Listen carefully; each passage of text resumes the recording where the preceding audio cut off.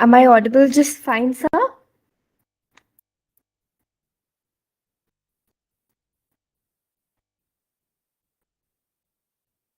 I audible?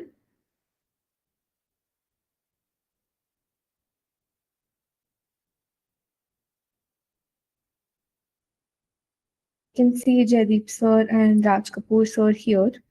We're ahead of time, but hello, sir. How are you doing?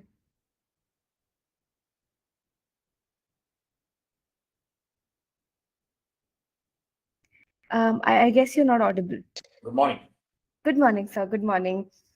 Very, very excited to have your thoughts. Just itching so that this starts and we start hearing you in. No worries. I'm here. Whenever you want me to start, you can tell me to start. Because immediately after this, I'm going to another place. I have to speak. This is about 1 hour away from my house. I have to go and drive down there. So after this, I'll be driving there. So it's not, my Saturday is also speaking today. So I've got a lot of water. No, I'm sure people cannot have enough of you. The kind of expertise and the knowledge that you bring on board is just immense, and it's very inspiring actually. Jaideep sir, can you hear? Yes, I'm so sorry I cut you in. I said I'm coming to Delhi soon. Oh, wonderful, sir. I've been drafted in as an advisor to the Indian Army for blockchain and AI now. So congratulations, sir. This is a very big update. Huge thing. Very huge, very huge. Proud of it also. It's proud that it's all work which brings us there, because that's the highest level of security, highest level of recognition in terms of anything in blockchain or whatever. So yeah, it's a very good place. I'm coming for that. I'm sure you're a soldier now yourself, sir, now, because this is Desh Ki Seva, and what you're doing is so integral for national security, because our threats have emerged from what was on the field. I'm so sorry for the glitch. Yes, on the field, and then we transcended to a bio war, and now we don't know what lies next. So definitely. After the last 3 days, after we had the WazirX going down, and then we had Microsoft going down. The cloud strike thing, yes. Security has become a very big issue, and especially now with all our information right now also lying on the dark web, it is a very scary space to be. Very scary. We should be scared. And if we are not scared now. Absolutely. I think there could not be a better time to have this webinar, for which I want to just call in Jaideep sir. If you can please switch on your camera, sir, and be a presenter here. I can see your hand, sir. I can see your hand. Mine? Make a presenter. Yes.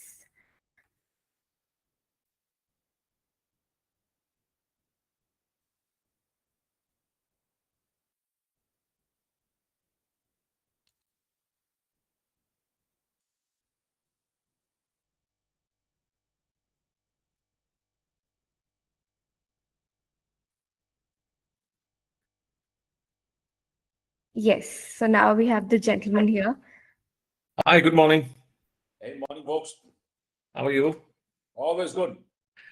That's a nice bright color for a Saturday morning. I live in Goa. I'm always like this. Excellent. By choice. Left all the dirty city, the crowded cities and the traffic and everything which I don't like, and I've come to a place which is exactly resonates with what my heart and soul. So I'm in Goa. It's lovely green, beautiful rain, lovely seas, sitting by the beach. All what I wanted to do. I'm enjoying it now. Plus, our business has become 40x ever since I've come to Goa. So I'm not complaining one bit. I hope that's coffee in your hand and not beer. Wonderful. We also have Dr. Nivash Jivananandam. Basically, he is now allied with India AI. He's been a former journalist with the Artificial Intelligence magazine and the AIM, Analytics India magazine. So sorry, but yes, he's all about AI. I'm all about AI. We just when we connect, it's all about AI. I recently got the chance to cover the NASSCOM summit, the Global AI Summit, and we connected very well there, which is why we had this thought that we should actually now start considerable conversations about the acumen that AI is going to have once it transcends the age that it is at right now. It's like an 8 to 10 year old child, as I've discussed with both of you gentlemen in the past. And today we will be standing at a juncture where after 10 years or probably 5 years after the learnings have accumulated to a level where it's going to transcend human knowledge, there has to be a deliberation, there has to be regulation, and there has to be a control so that we don't get into a biowar like a situation or an even worse kind of threat. So I would first want the youngest member in our panel, Raj sir, to please. I'm the oldest.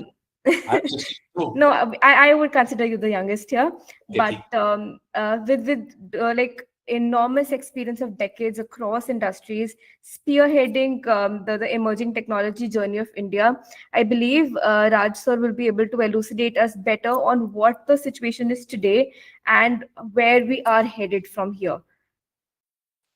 Cool. Actually, it's a very topical subject because yesterday Microsoft went down and screwed a lot of us badly.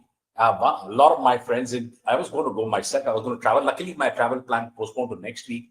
Otherwise, I would be probably holding one handwritten boarding pass, which I see a lot of things happening on X and LinkedIn and Twitter and all those things.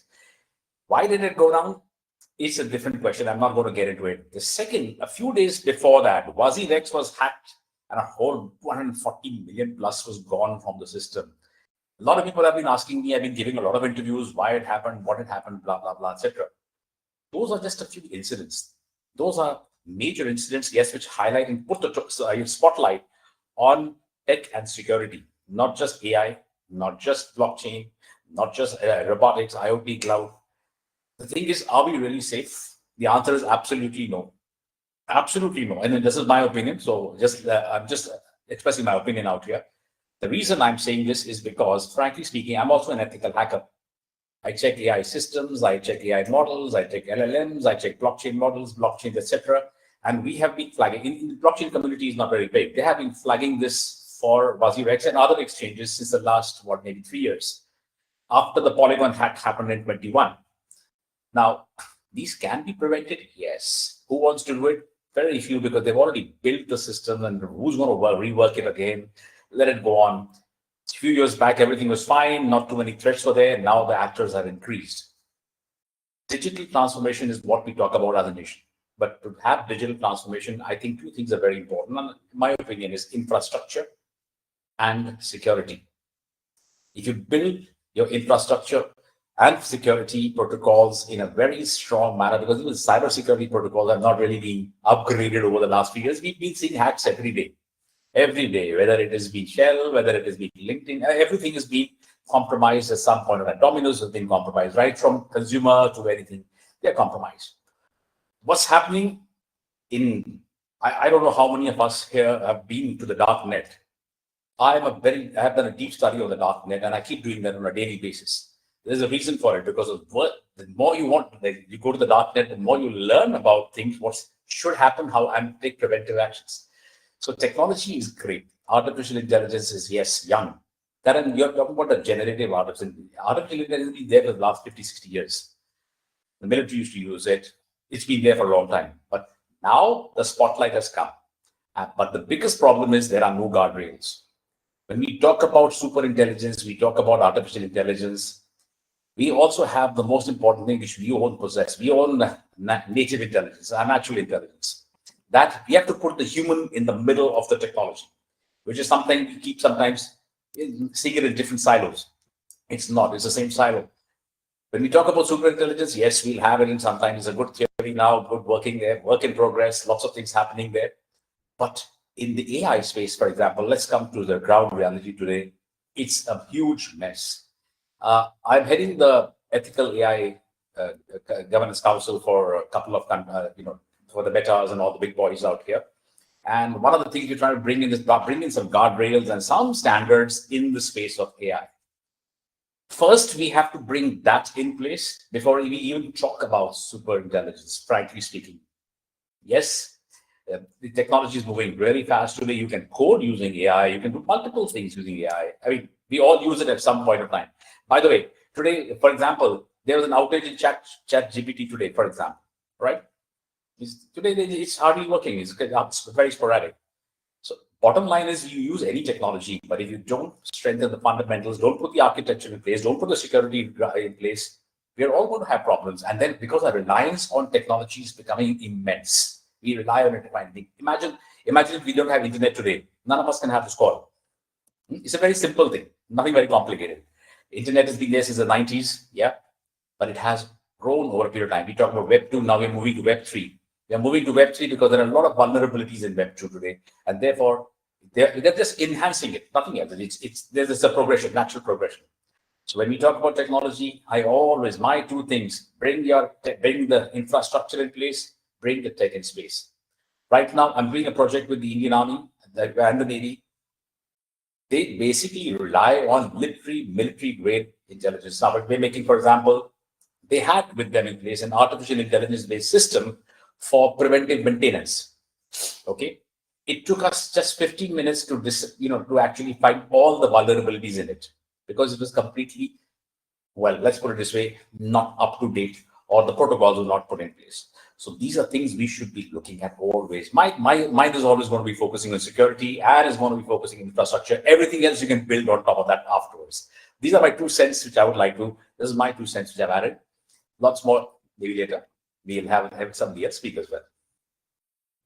Absolutely, sir. And Jaideep sir, recently when we met in Delhi, you showed me how 2 chat GPTs on different phones started conversing with each other just by one prompt. I mean, I have not been able to sleep ever since, and I really, really want you to please shed light on your perspective, because Raj sir has left us with a lot of ideas, with a lot of threats, with a lot of the survival mechanism kicking in. But what is the exact situation? I mean, what is your experience, sir?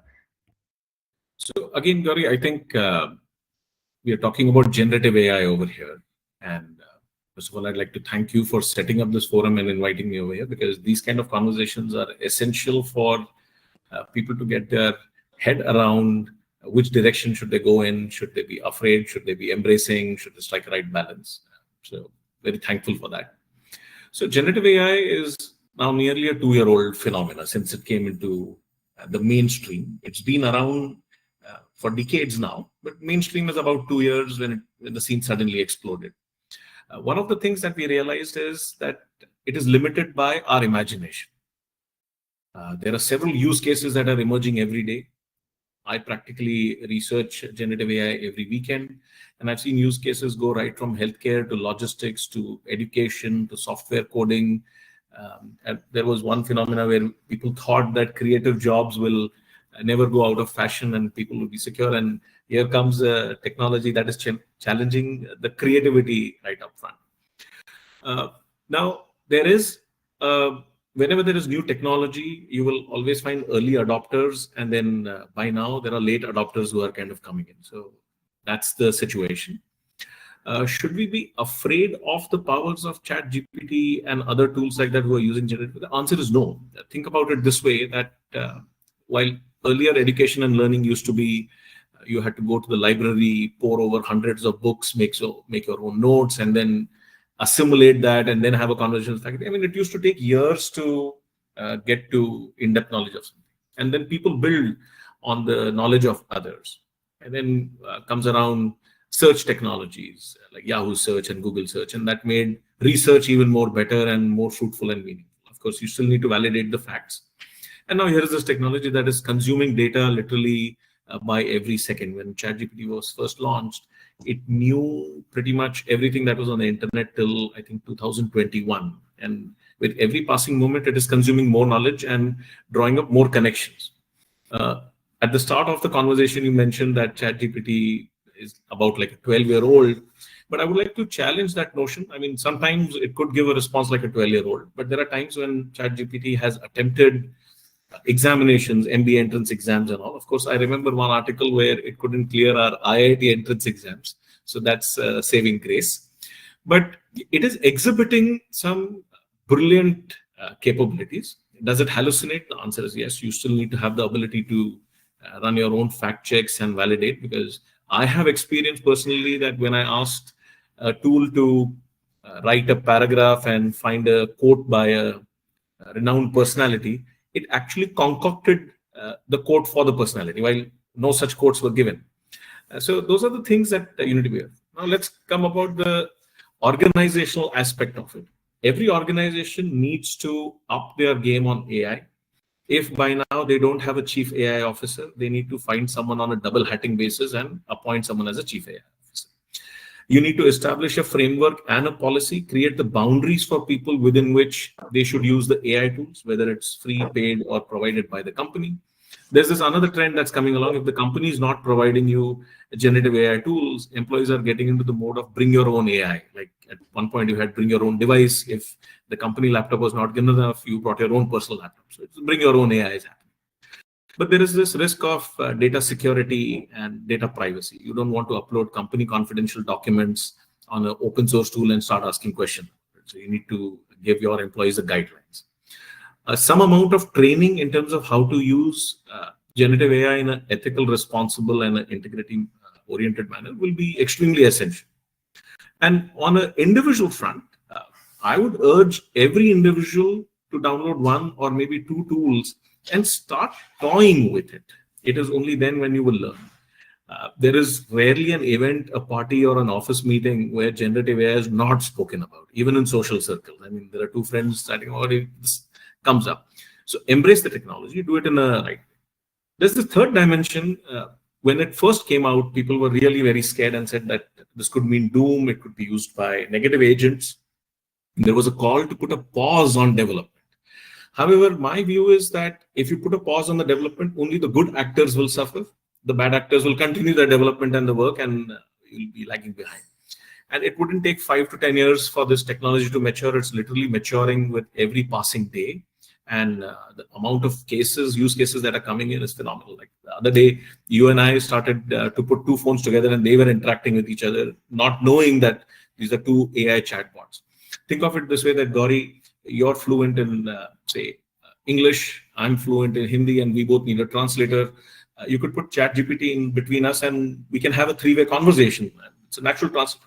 This removes a lot of barriers for people. I mean, earlier, let's say Indians wouldn't travel to countries in Far East or certain countries where language is a barrier. I mean, all of that immediately evaporates now.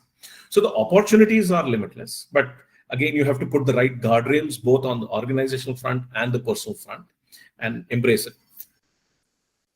No, absolutely. I concur with every word that you've said. I would like for Nivash sir to please come in now, because where we spoke about the scope of AI, I mean, I want to share this experience that there was a very enthusiastic teacher in the school where I teach who asked me that AI is coming to education and is it going to eat our jobs? And the one thing that we learned at NASSCOM was that AI is not supposed to replace people who are good at their jobs. Maybe a Jaideep sir who is already doing a great job being a COO at Teamlease Edtech. We need edtechs in India. We need a lot of this empowerment which comes through online education, and we need virtual teachers to supplement for the lack of teachers. This is what I told her, that you will not be losing your job at where I teach, but there is a child sitting in some corner of India or the world who does not have access to as good a teacher as you. And maybe AI can learn from you, maybe AI can learn from teachers like you and be a teacher for them. The same applications can go for agriculture, for healthcare, and there's just so much of scope. So Nivash sir, if you can just please chip in and share your insights on where do you feel AI progression is going in India and the world. Thank you so much, Gauri. Thanks, Raj Kapoor, and thanks, Jaideep, sir, for joining this. It's a great, wonderful opportunity that Gauri has pitched in. And apologies that I'm in travel, so I couldn't able to switch on my video due to a poor internet connection. Thank you so much. So, as Mr. Jaideep, sir, mentioned, there are various use cases, especially after the end of 2022, when generative AI pitches in. But my perception, though there are various applications and use cases for this, there are definitely an ethical and societal challenges, especially in ethical decision making. So when artificial superintelligence systems is designed with robust, it should have some ethical frameworks to ensure that they make decisions aligned with human values. Similarly, with jobs, it can automate variety of tasks, sure, but it should have new economic models and approaches to workforce reskilling and employment. And it is the same case with privacy and security also. It has access to enormous amount of data, raising critical issues and privacy and cyber security. But to harness these possibilities, it has more responsibility, but we must create ethical guidelines and ensure this superintelligence systems operate within these boundaries is crucial. And we should encourage collaboration between governments, private sectors, and international organizations to create standards and share knowledge. Similarly, we should invest in safety research, like we should prioritize research on AI safety to anticipate and mitigate risks associated with these kind of super intelligence models. So recently I came across a post where a person said that hey, ChatGPT, take care of my laundry works and regular monotonous work, so that I will take care of my creativity. You don't take the creativity from me. So it's true. We should not allow the ChatGPT to take the creativity from the mankind. But when what Jaideep sir said is true.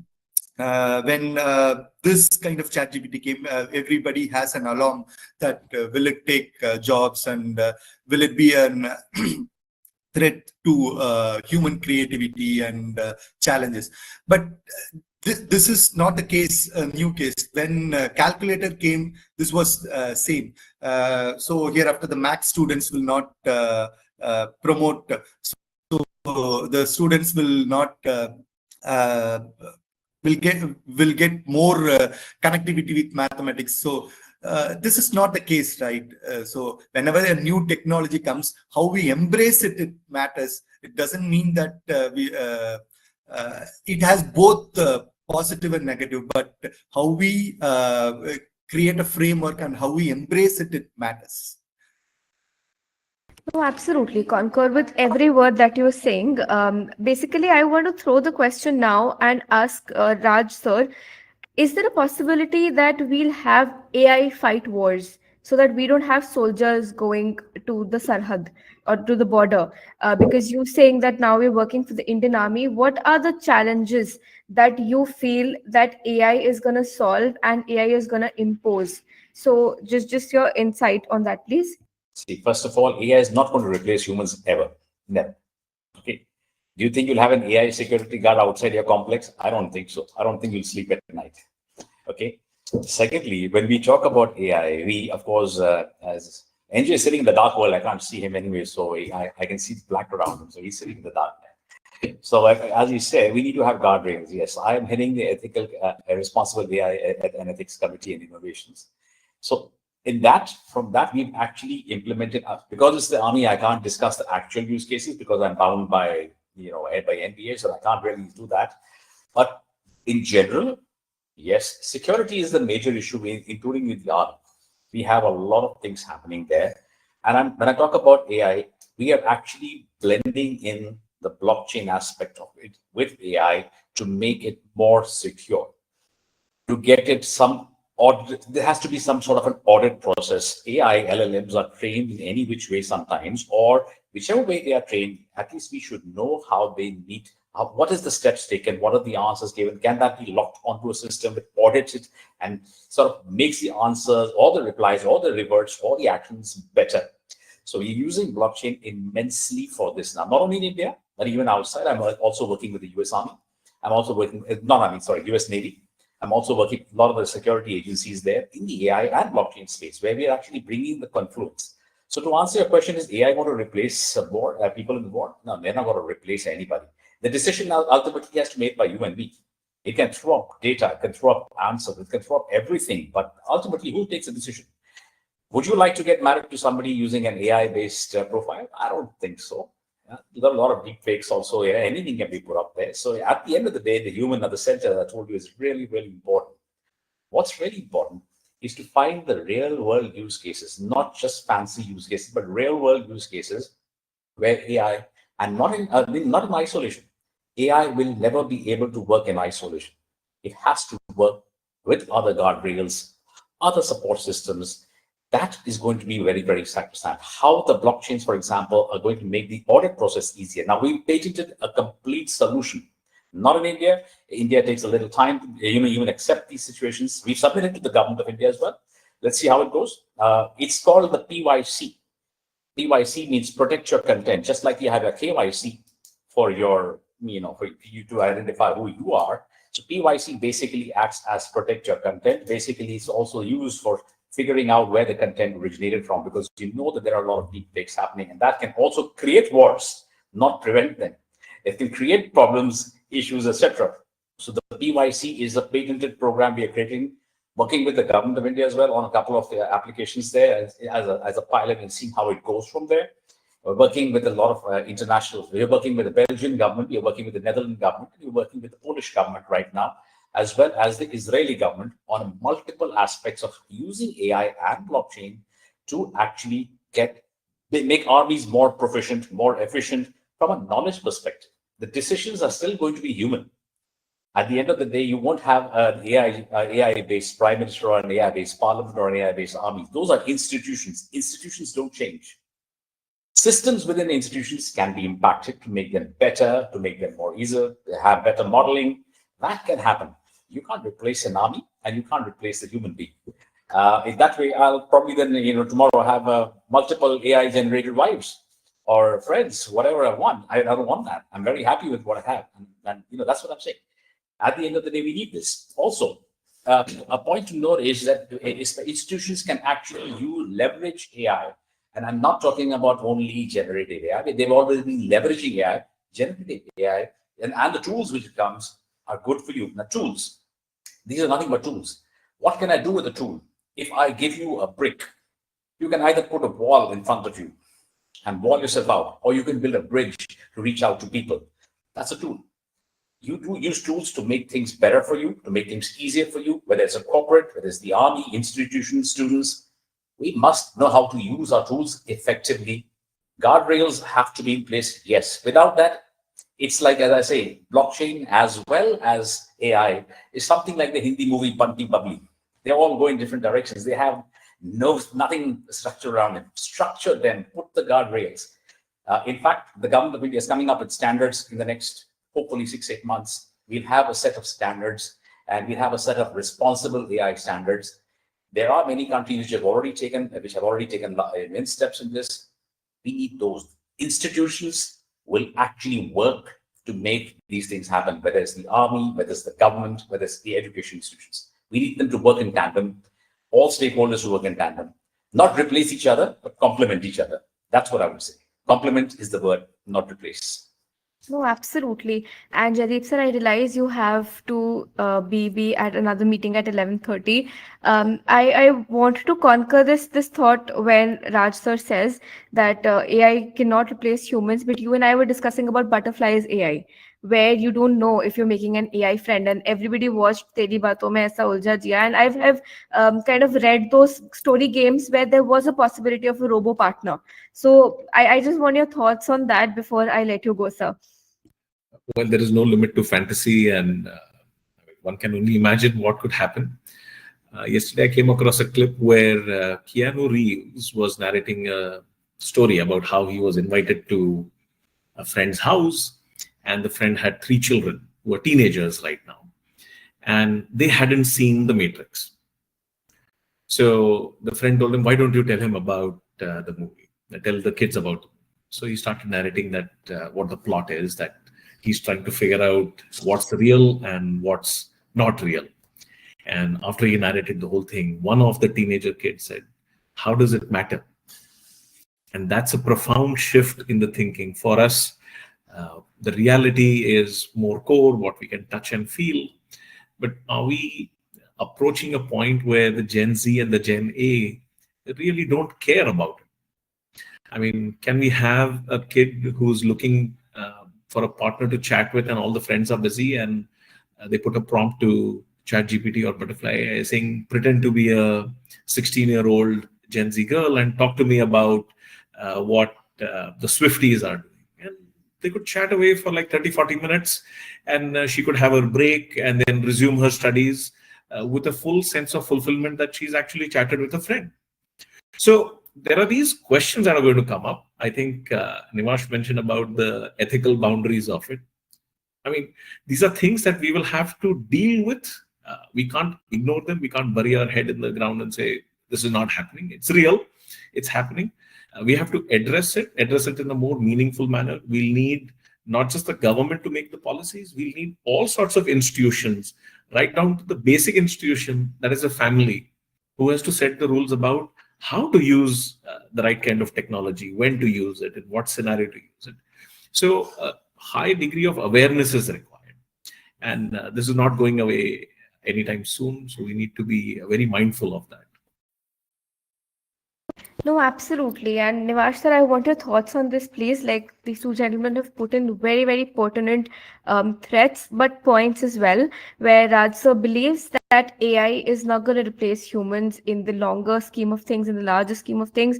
But Jaideep sir says that there is a possibility that AI will complement the absence of a human.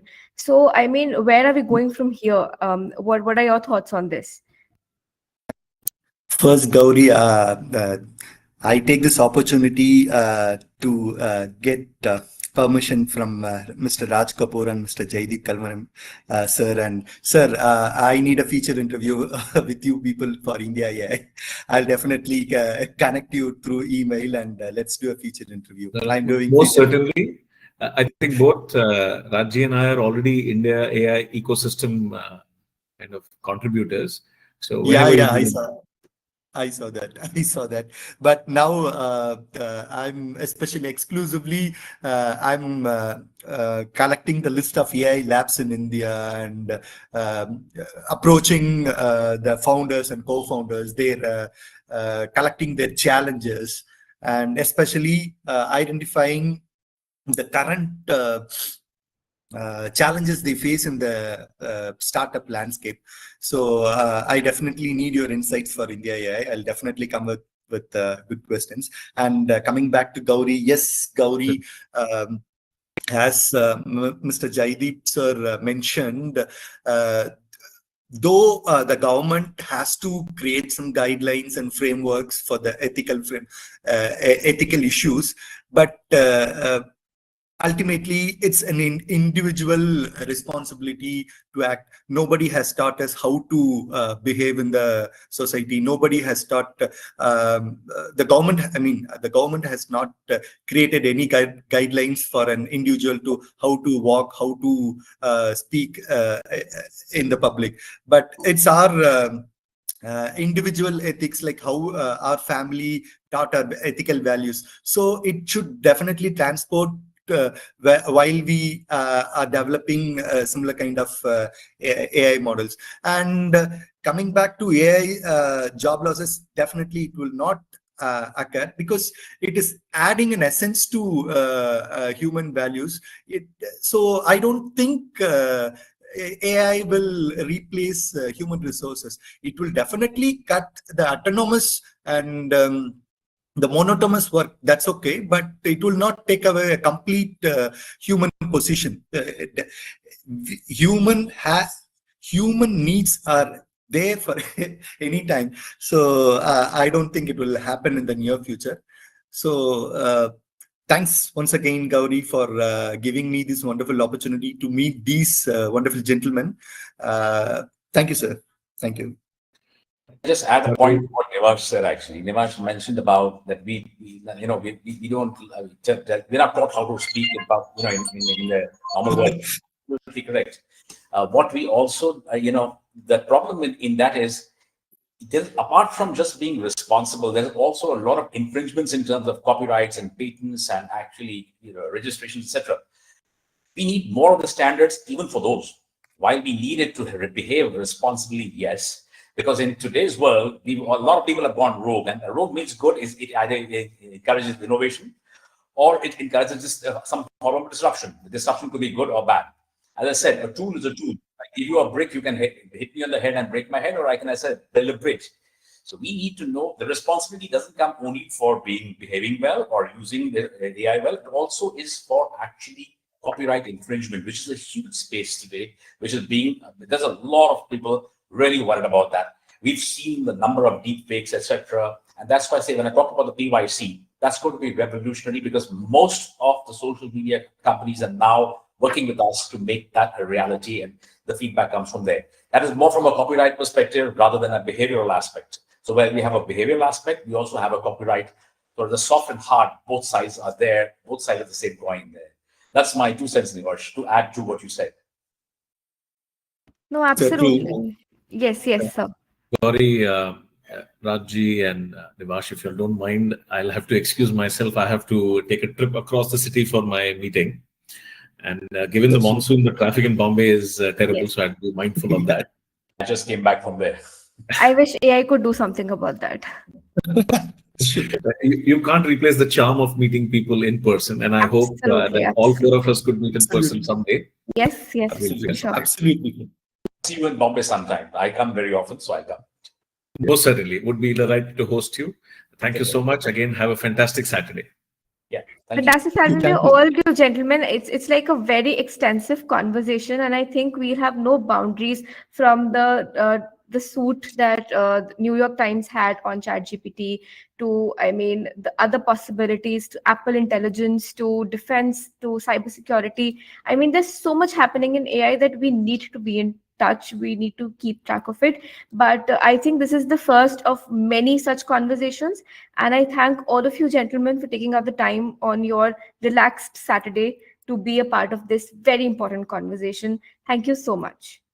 May And I add thank you, one more audience, thing? for tuning in. Yes, yes. You may go for your meeting, but I'd just like to add one thing for all those who are listening.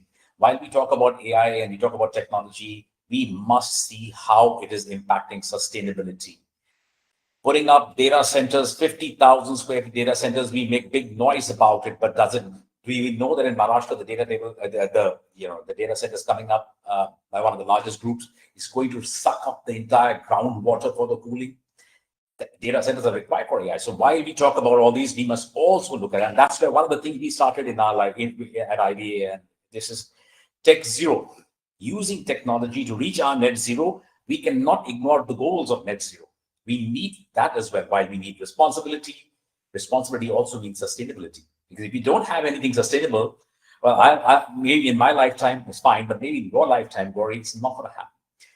We're doing a lot of projects using AI for the betterment of environment, for the betterment of forest reforestation. I'm doing about 17, 18 projects, 5 of them with the United Nations, specifically to address real world problems on sustainability, including climate tech, environment tech, and clean water. So while we talk about everything else, at the end of the day, it's also our responsibility not to pollute those places. So while if we had all the senses in our world, we would not be polluting.